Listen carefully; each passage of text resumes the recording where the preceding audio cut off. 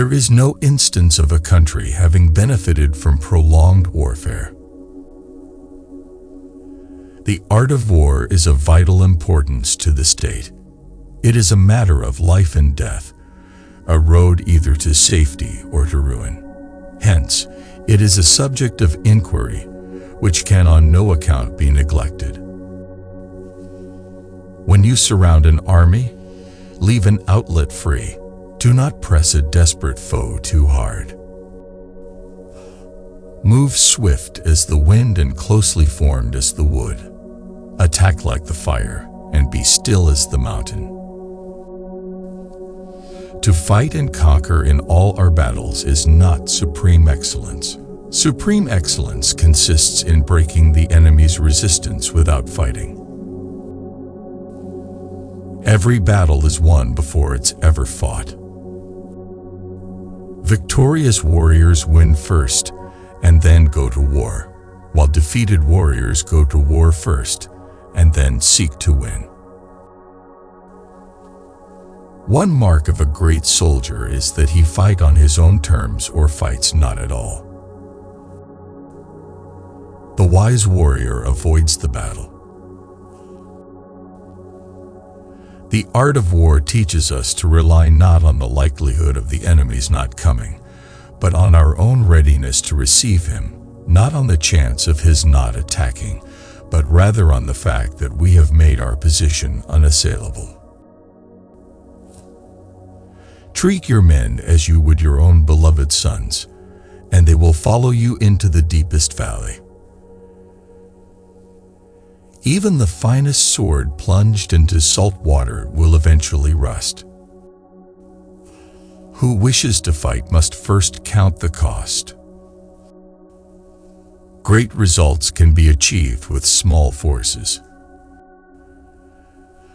Who does not know the evils of war cannot appreciate its benefits. The worst calamities that befall an army arise from hesitation. When your army has crossed the border, you should burn your boats and bridges in order to make it clear to everybody that you have no hankering after home. Appear weak when you are strong and strong when you are weak.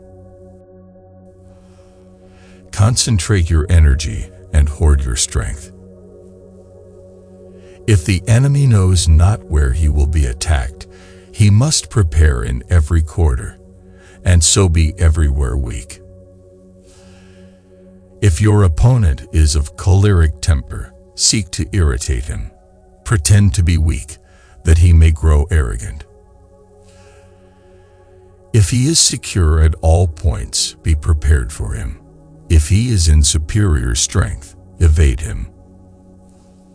So in war, the way is to avoid what is strong and strike at what is weak. A wise general makes a point of foraging of the enemy.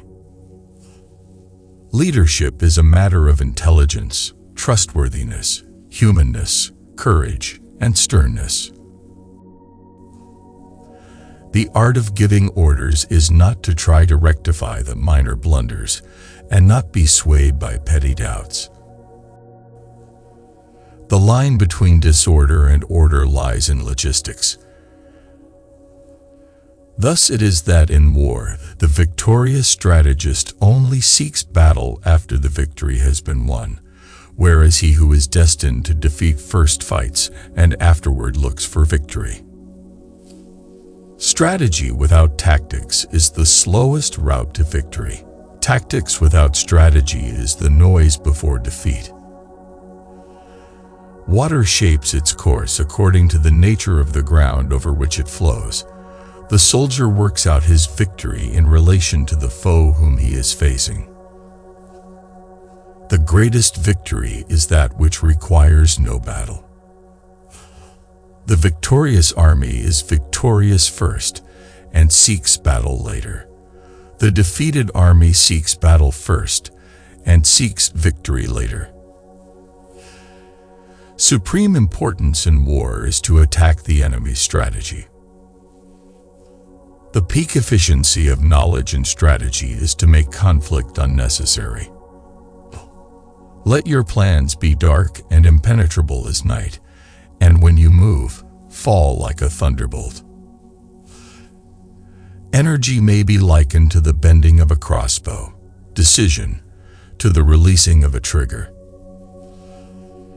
Ponder and deliberate before you make a move. Begin by seizing something which your opponent holds dear, then he will be amenable to your will. Move not unless you see an advantage. Use not your troops unless there is something to be gained. Fight not unless the position is critical. Be extremely subtle, even to the point of formlessness. Be extremely mysterious, even to the point of soundlessness.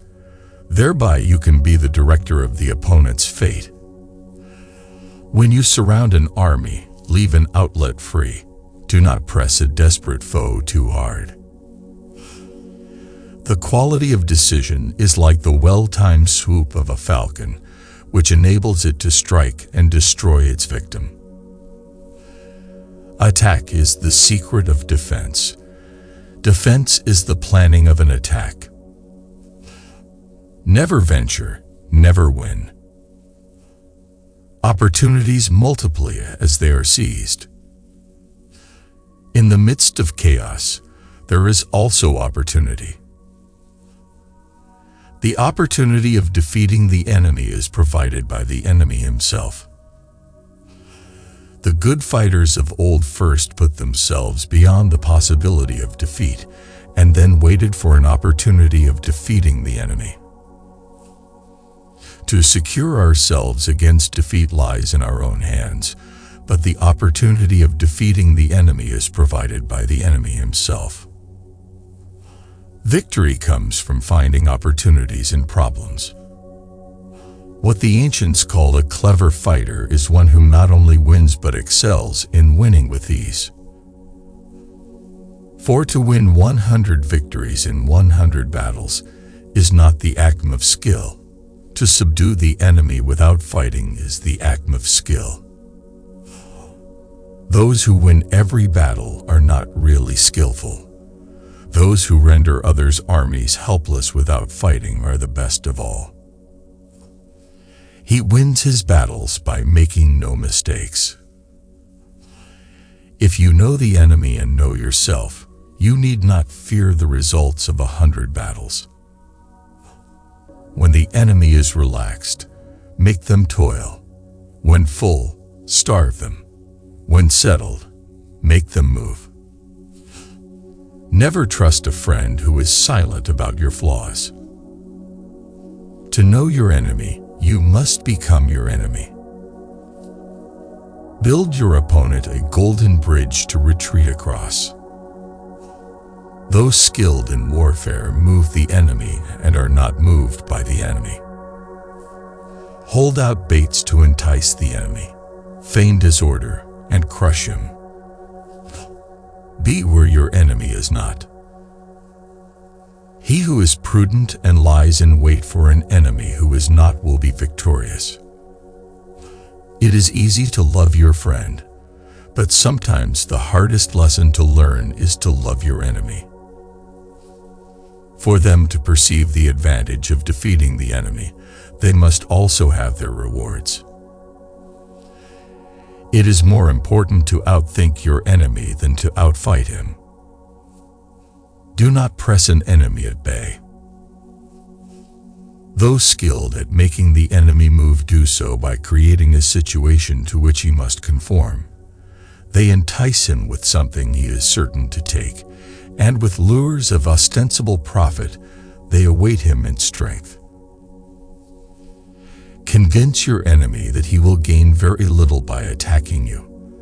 This will diminish his enthusiasm. When your opponent gives you an opening, be swift as a hare.